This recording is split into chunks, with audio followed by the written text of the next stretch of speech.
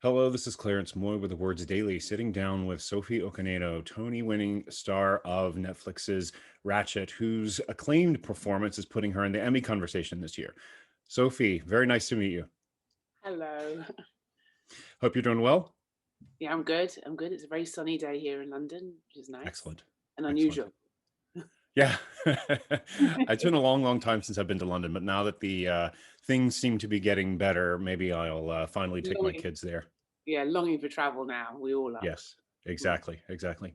So I want to start with asking a question. You've done film, of course. You've done theater. You've done television. Where are you most at home in terms of a performer? Oh, I really couldn't pick one, and Okay. they all kind of feed into each other.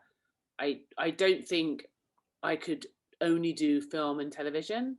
Mhm. Um, I always have to do theatre. I think I'll always be doing it until I'm an old lady. Certainly, doing theatre really helps you as an actor um, with all the other mediums. But Mhm. they're all different. And just when I'm doing a play, I often think, oh, I can't wait to do a television program again. I'm doing a television. Oh, I can't wait to do a film. I just want to do a film. I don't want to do a whole series. So you're always kind of moving around, and they're all good. Excellent. I do lots of radio as well. So here, we Oh, have quite a okay. sort of radio here in Britain, and we do you know um, I do radio stuff as well, Are plays. those radio dramas? Yeah, radio dramas. Not so Okay. many, but I'm doing one now, and so yeah. So I do them, and there's a tradition of doing them in this country. Okay. Radio 4 on the Right. BBC. There's lots of really good radio dramas. Nice. So you were approached with taking on the role of Charlotte in Ratched, which Charlotte obviously suffers from a multiple personality disorder. So there's a lot going on with this character. When you started to sit down and figure out who she was and sort of how to play that character, what was the most helpful to you?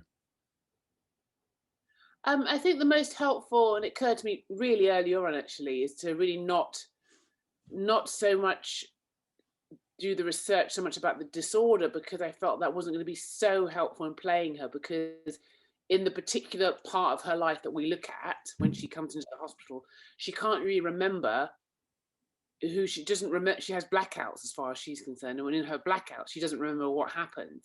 Right. So it wasn't so useful for me. So what was really useful for me is that I just made each character, each each personality that she turned into, like as real a character as Charlotte. So with Charlotte I did all the kind of I imagined her world from what I read in the script, but also just what wasn't in the script, and how she grew up, and what her relationships had been like, and her life had been like. And I imagined the same with baby Taffy. I had a very clear picture of who the mother was that I was often talking to, and why she wanted soup. And with Apollo, I really was at the Olympics with him. So I kind of I really kind of and in fact sometimes I've done a little bit of research around who Apollo might be based on, Mhm. and various, and kind of read some stuff around it, and then I kind of let my imagination go really. And so each character, it was like I was doing 5 different plays. I was doing each one as if they were the main one, if that makes sense. Yes, this kind of role in a way must be a little bit like manna from heaven for an actor. Such meaty material, such a, just a way to stretch yourself. It was, and I was saying, I said this before, is that I'd just done, just before I did Ratchet, I'd been Mhm. on stage for about 6 or 7 months playing Cleopatra in Shakespeare's Antony and Cleopatra Mhm. on the London stage, and I felt the role of a lifetime. And Mhm. it doesn't really get any better than playing Cleopatra. And afterwards I felt bereft when I finished the show, even though I was tired and wanted to finish the show. I was like bereft. I was thinking, what am I going to do now? Nothing is going to really come up to playing Cleopatra.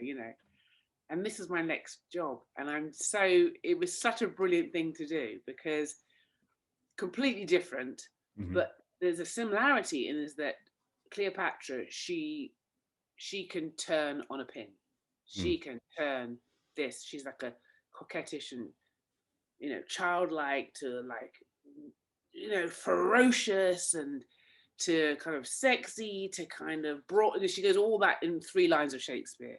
So Right. I was very practiced in really having to switch very quickly between things, and this was really helpful. actually, I didn't realize at the time probably, but now looking back on it, because everyone's asking me questions about it, actually it was really helpful to have done that beforehand.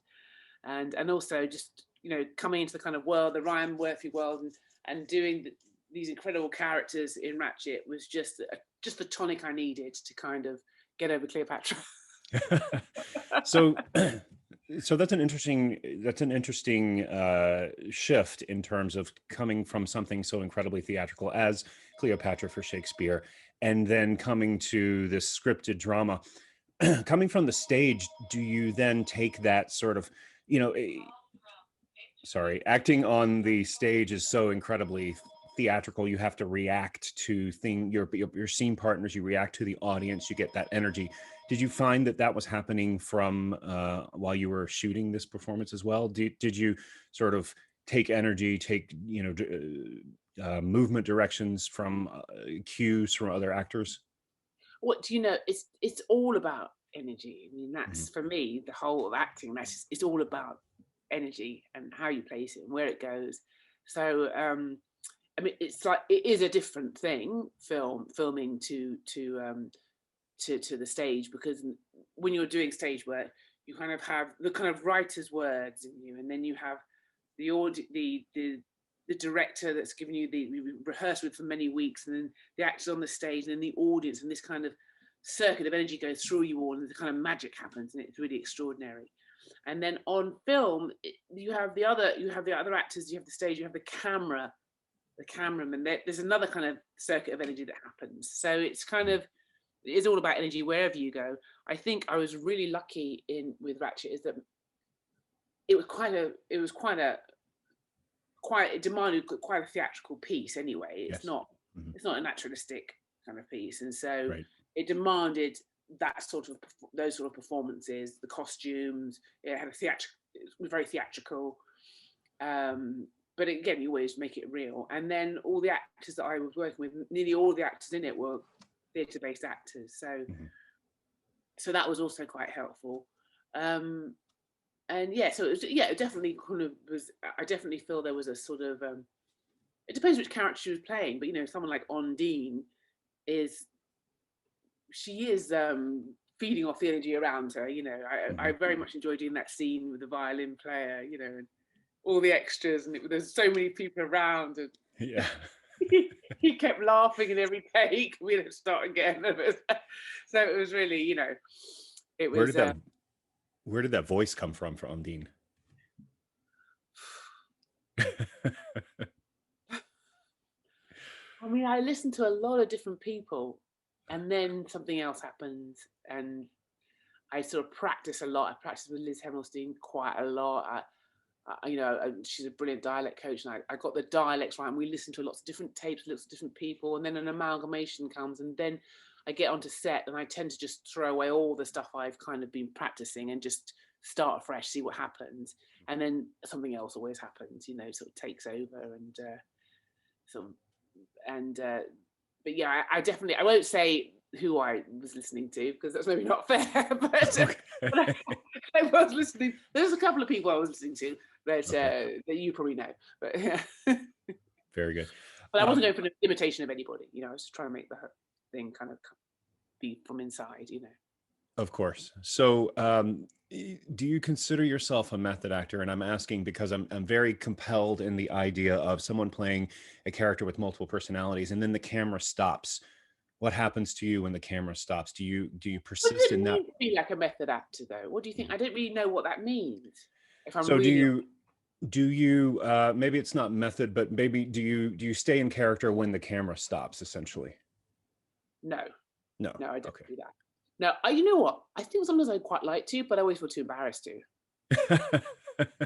Like I always think, who are you kidding? Come on, be normal. I always just feel, and also I like to have a little chat and talk to everybody, and it's just too stressful to try and keep in character. I need to save my energy for when the camera's on, personally. So I like to have my energy up when the camera's on, and to stay in character all day would seem that would feel really exhausting to me, and I probably just be exhausted. Yeah.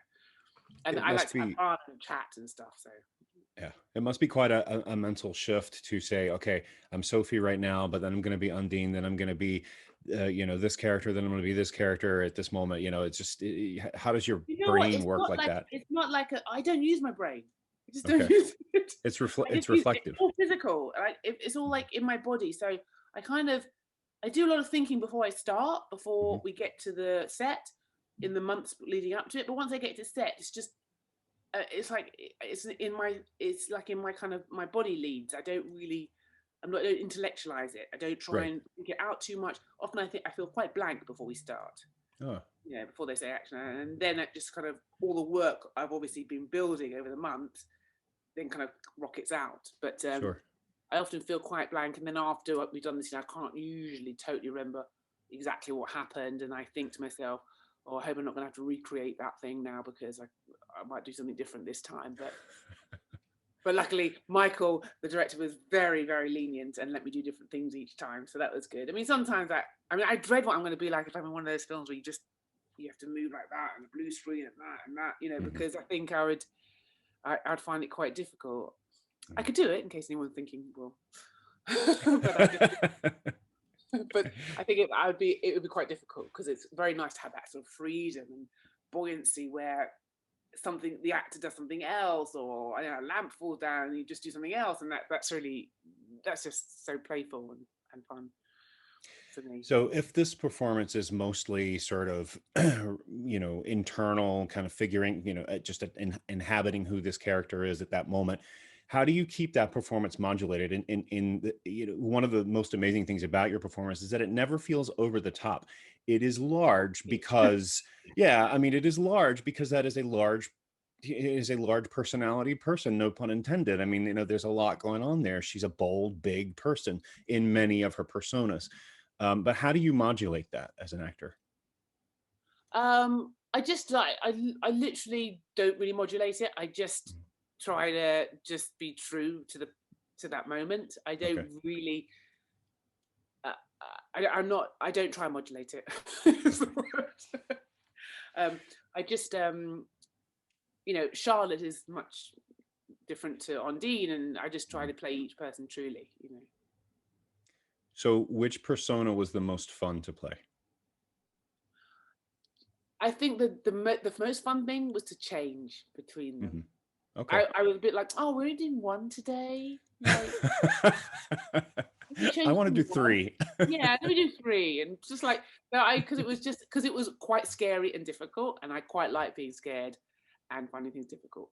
I mean, that otherwise I probably wouldn't be an actor. So right, of course. Be a stage actor, which is like so scary, going on stage. Like every time I go and do a play, I think, why am I doing a play? I'm feeling ill every day. I'm going to the theatre, and then I go, oh, I love the theatre. But I do love the theatre, but it's really scary. And then turning up to set the first day is really, all those things are really scary. But I do like that. I do like that. Otherwise, this wouldn't be the job for me. So right.